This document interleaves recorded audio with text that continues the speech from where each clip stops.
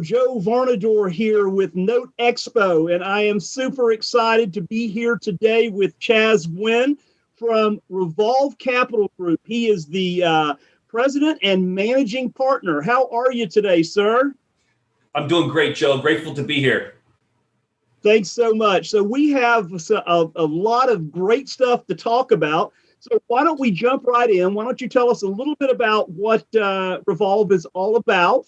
And I know that we're doing some things together as far as Notes Direct, Note School, and what Revolve is doing as well. So let's talk about, your company, and then we'll talk about, the synergies we have between us, and then we'll wrap it up here in a few minutes. Fantastic. Revolve Capital Group, we're in Southern California. We've been working with Eddie Speed and Bob Repass for the better part of the last decade at a few different private equity firms that I've been fortunate to run. We've really been able to empower this entire audience of new Note School students, medium-sized Note School students, or even fund managers, guys and gals out there that are savvy enough to really know about this business and really kind of cut their teeth at buying and selling non-performing, reperforming, and even foreclosed REO product. So we've really been able to partner with Note School and Colonial in the past, even Notes Direct, by really supplying a ton of product monthly so that we really can see you guys grow your portfolio, blossom, help you raise capital. We know that's really critical for a lot of folks out there really looking at this business that are saying, okay, I want to look at some non-performing deals. I want to start underwriting what I'm looking at. But then if you don't see any more flow or runway behind that, it's hard for you to really get some exercise and some test cases and some true policies that help you really do deal flow and buy a lot of transactions. So we have tiered ourselves. We call ourselves a big bridge between Wall Street and Main Street, which is a lot of buyers that are really looking to scale the portfolio. So we built a bridge between tier one banks that we take down bulk product. In 2021, we're scheduled to take down 2,000 to 2,500 properties. That's about $100 to $150 million of actual property value that allows you to scale the business. And that's really where Revolve comes in with Note School, Notes Direct, partners with you guys, and allows you to really see a constant flow of deals, Joe. And Chaz, that's both in performing and non-performing and reperforming. And I know you guys deal in some REOs in the REO space as well, right? Well said. We really have scaled our reperforming product, seasoned, performing, 24 months, stabilized, higher coupon, interest rate, where you're still seeing the maturity date, meaning the payments left on the loan in 2035. They may have been modified a couple of years ago, but now have stabilized, even through COVID. We have about 500 assets that are performing on our books today, Joe, and we've seen 5. That's not a typo. 5 actual COVID cases where folks were looking for some assistance, right? So that's 1% of the portfolio. So we're not really seeing a big fall off. We understand that the storm potentially is still out there. There's an election. There's a lot of people that have not gone back to work. But to really be direct on your question, reperforming, non-performing, and we're seeing non-performing meaning some spotty pay. They've made 3, 4, 5 payments out of 12. Or there are some middle to late stage foreclosure, right? They're the 6th, 7th, because we're in the World Series, the 8th, 9th inning of the ball game in terms of foreclosure. And you can step into our shoes, buy that for a discount, see it through foreclosure, and even fix and flip, turn it to a rental. Again, the strategy is going to be the audiences. Very good. And in that same vein there, now you guys do provide default management as one of the services that you do, correct? Yes, we see a lot of people are savvy, right? They've done some fix and flips. Maybe they come from the commercial world. Maybe they're engineers. There's a lot of folks out there that know how to dissect an Excel spreadsheet, but maybe they don't have the systems, the servicer, the right vendor management, so that they can actually see the chain of title, make sure the assignments are in place, direct from the origination all the way to them. Make sure the taxes are in place, that nobody has superseded the first lien position, all of this stuff that goes into the box of running the business, right? We put this in front of this audience in terms of vendor management to say, look, here's some companies out there that you guys can pick and choose from to help you scale. This is up to you. We don't make anything from it, but we feel like if we can put the box or the information in front of you that helps you build your systems, your processes, and allow you to know what you're buying safely, it'll allow you and I to trade not only volume, but more consistently on a monthly basis. And that's the goal of what we're trying to do with this audience. Well, and your the synergy between Notes Direct and Revolve is certainly that piece, right? Providing enough information about a deal, the collateral file, so that when somebody goes into Notes Direct and clicks a buy button or is looking at something with you, they have enough information there so that they can make a good buy decision, right? And that's what we teach our guys to do, and that's the beauty of this relationship that we have between the two of us. So, we're going through 2020, and we're wrapping up 2020, as a matter of fact. So, how have you positioned your firm's strategies on buying, assets for your own portfolios? Have you changed anything this year since March, or have you guys still kind of doing? You're finding you're not having to change a whole lot. If I didn't tell you that we didn't pivot the business and get really more clear on our processes and how we manage this business, I would be really lying to the audience. We absolutely felt the pullback in March, April, and May, like most firms and companies and investors and every industry almost that's been touched by this pandemic. So we all felt that. Coming out of summer, though, we saw that the need for listening to the homeowner that actually can stay and make their mortgage payments, and the lender that they're working with, that would happen to be us. If we approach them as human beings, not saying we never did, but you could see that more heartfelt cases of people that were sitting on cash. They weren't traveling, right? They weren't doing home renovations, things of that nature. They had a lot more consumer cash, and we saw a lot more modifications and payment plans happen in the last 6 months. I mean, we're dating back to May, and if you're looking through to kind of October and through early November here. So we've absolutely pivoted to say, how many more homeowners can we touch, get them to stay and pay on their mortgage? But look, this is not all rosy skies. A lot of these people were defaulted pre-COVID, right? I talked about this all the time. 4.5 million loans were already 12 months or more delinquent pre-COVID. And since COVID, 6 million loans have gone delinquent since March. So that's a 10 million loan population of assets that are going to be coming in 2021, 2022 that are already in heavily default. So we had to pivot the business to say, how many of these folks actually have the means to stay and pay? And how many of those potentially should be a cash for key and even a rental play that we could sell to an investor that's local to that? And now they have an occupied paying REO, right? Or foreclosed house as a rental. So I kind of answered the question directly. A lot of more cash flow and payment plans that have actually stabilized over the last 5 and 6 months. And now they're looking for modifications. We have to maybe touch the interest rate, push out the maturity date, do something smart that allows them not to wake up in cold sweats in 6 months and say, hey, honey, why are we doing this? Let's just default anyway. Let's give up. So kind of a little bit of a long-winded way of saying, really listening to the borrower is kind of the pivot of the business in the last 6 months.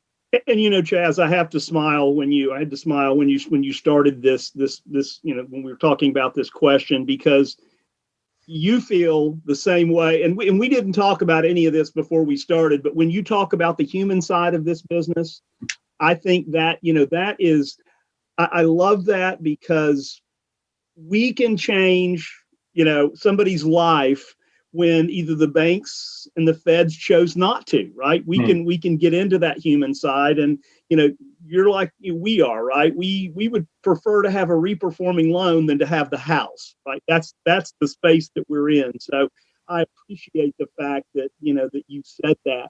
So let's talk a little bit. We've got a lot of people that you hear people say, and they really are not in the know. Oh man, non-performing is really back, and it's just blasting out there. So let's talk about that timeline, Chaz. Let's talk about, you talked about, 4.6 million loans prior to, and now, we're looking at another, 6 billion coming into next year. What does that timeline look like? When do you think that folks will be able to see a kind of a heavy deluge and start being able to buy non-performing loans at, at 50% and 50% of value, basically? It's a great question. And even ourselves are always asking that. And I'm not going to sit there and say I'm a Nostradamus or a predictor of any sort of thing of that nature. But last fall, we all saw this pandemic coming, not the literal word of pandemic, but the tidal wave of bad loans hitting the street. People stopped, really just waking up and defaulting altogether. We saw it coming. And here we are, right? And so what you're really going into, we all know we're going into election here in a couple of weeks. And then even if the administration were to change or not change, there's still going to be a halt into saying, hey, wow, look how many bad loans have just gone bad. How many of these can we work out? But let's also not step over really what's happening in the real estate market. We're in the most robust real estate market we've seen in the last decade. I mean, look at the home values, right? People are sitting on trillions of home equity. We're seeing refinances still booming because rates are very, very low. So I'm not going to sit here and say this is 2008 all over again because of the home value protection a lot of these delinquent homeowners have. But if you lifted up the hood, Joe, there's a big asterisk to the equation that I still see a lot of us dancing around, right? Which is you stopped making your mortgage payment in 2017 or 18. So you've been sitting there delinquent for 2 years. So if you're in PA, Philadelphia, Maryland, New York, New Jersey, South Carolina, Illinois, a lot of these judicial states that are super long to foreclose in, you've just been kind of riding the train a little bit, going from mortgagee to mortgagee as the note's been trading, right? And so you ask the question, when's this tidal wave coming? A lot of these guys now that are starting to get their hands on the product are going to say, hey, look, is there going to be some moratoriums put in place, foreclosure moratoriums, right? Are they going to stall me being able to actually push along the property or not? And I'm still seeing 3 to 4 quarters of uncertainty going on into 2021 of folks trying to figure out what's going to happen. So Q4, Q1, 2, and 3 of next year, I kind of see as the tsunami starting to kind of swell on the beach, if I had to give you an image. But in 2021, 2022, game on. And if I was most of this audience listening to this call, I would say, how do I get my systems in place? How do I talk to some friends, some family, some sophisticated mentors of mine that I trust, that I actually want in my corner? Because if this was in 2008 all over again, and Bob and Eddie can speak to this huge, we bought about 6,000 mortgages between 2009, 10, 11, and 12. Right. And we bought them at ungodly prices, right? Because no one wanted to catch the falling knife in 2008, 9, 10, right? Values were still plummeting, but we were kind of, surfing out to the storm per se as everybody was retreating. And we were buying these packages in droves. And if we were able to throw those in the closet and let the values of those homes creep up over the next few years and would have let those just sit on our books, and now we would have been collecting cash flow through mortgage payments or through foreclosure, and now they're rentals. Ooh, Joe, I don't know if you and I would know each other because I'd be on some beach somewhere, right? We would be, yeah, absolutely. We would all be on our sailboat in the Med, right? Absolutely. And one thing you touched on too is guys, I use the word arbitrage a lot, and there's an arbitrage between the buy and the spread. We all know that. Yeah. But there's also an arbitrage between the humanality in this business.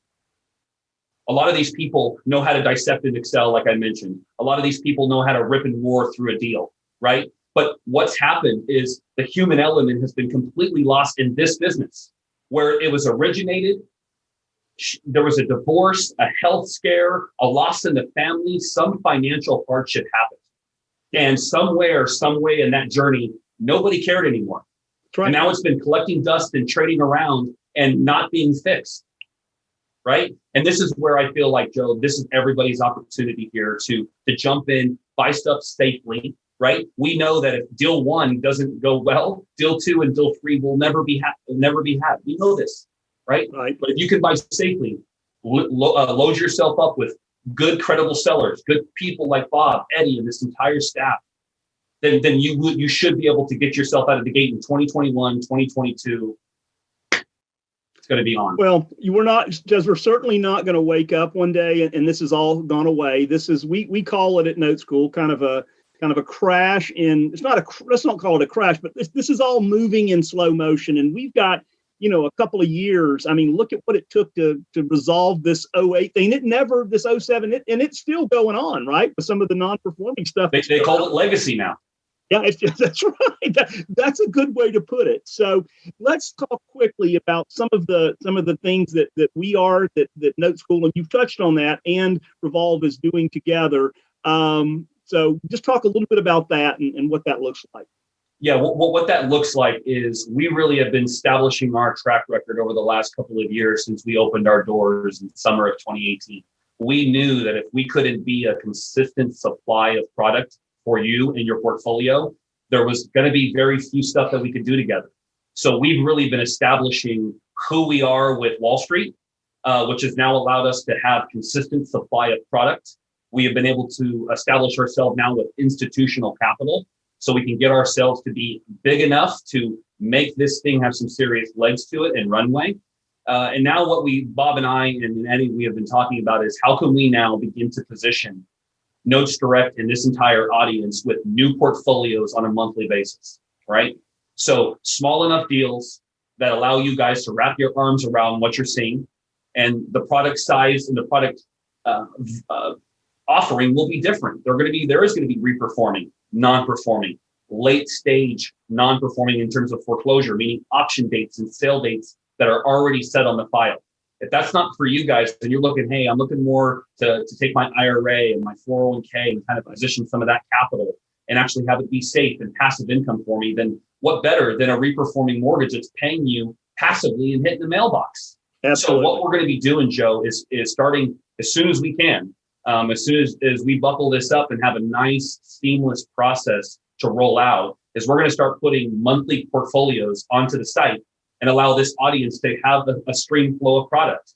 Sure, a lot of these people, we all know each other, and a lot of them buy direct. But there are people out there that have an affinity for fintech and like a platform, right, and like to see certain things, and we get that. Some people like board shorts, some people like sweatshirts, and that's where we're trying to cater a little bit to the audience to say, we know a lot of people out there have a contracting background and have no passive income want or need, and they want to get to the house. And that's where we're going to supply those non-performing deals. And a lot of the folks I know out there are looking for some safe income, some stabilized income. And that's where we can really tap into the reperforming side as well. So stay tuned, Joe. A lot of products going to be hitting the street from us partnering with you guys.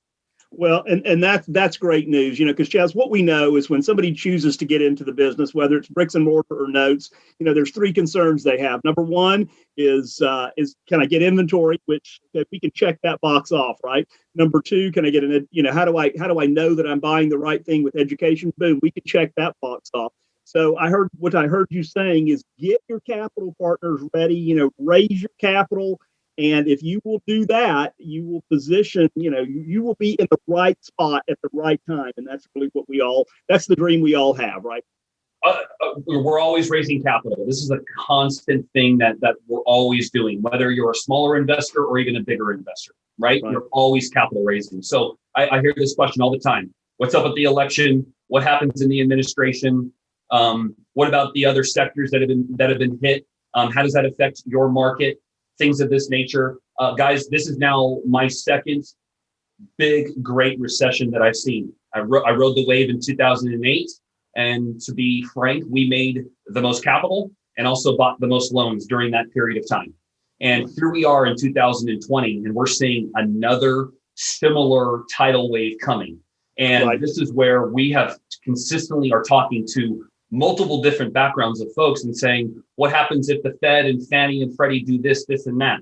Keep in mind, we buy a lot of private mortgages, a lot of these mortgages that have fallen out of securities, right? Because they had a potential blemish in their documentation. And now those loans, 30-year fixed, regular, vanilla, first-year mortgages fall into our lap.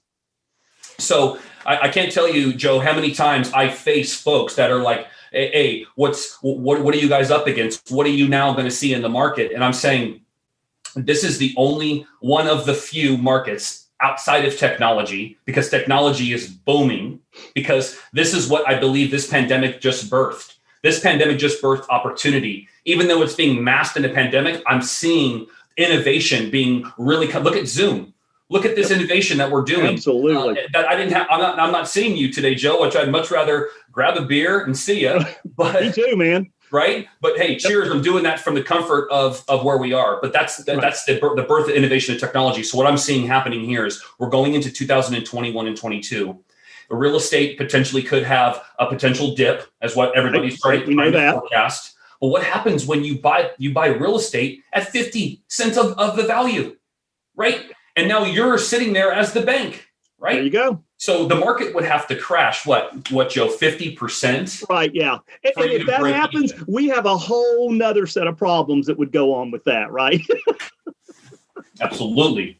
Guys, listen, I look forward to, our more work together with you guys, and look forward to the inventory, and that's great news for all the folks that are attending NoteExpo with us.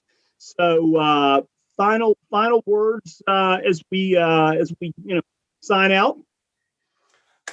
There's a myth in this business. It's that it's very hard to get in.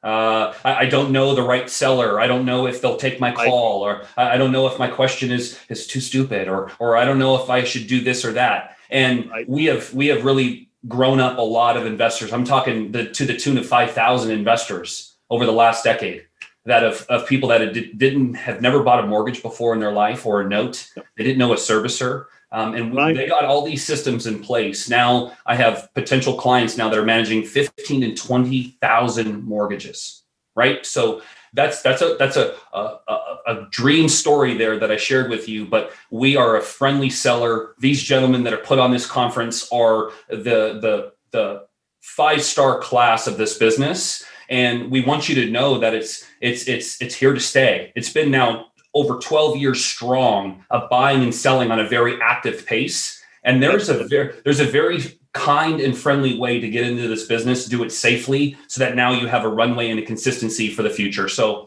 I couldn't be more excited and pumped to work with you guys going forward.